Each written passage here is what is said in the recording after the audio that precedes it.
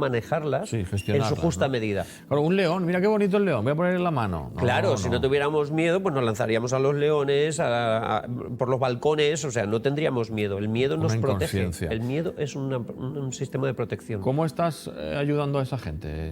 ¿Cómo los estás guiando? Pues lo primero que hago antes de nada es valorar si puedo ayudar a la persona, porque hay personas que vienen a pedir ayuda, pero bueno, pues no está en mi mano ayudarles.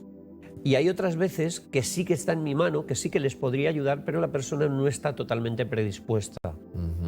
A veces, a nivel consciente, vienen un poco, por ejemplo, para dejar de fumar, ¿no?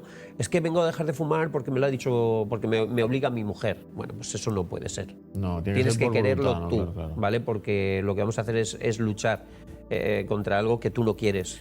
Entonces no se puede. Pues lo mejor es que se pongan en contacto contigo. ¿Qué te parece? ¿Cómo lo hacen? Claro. Dímelo.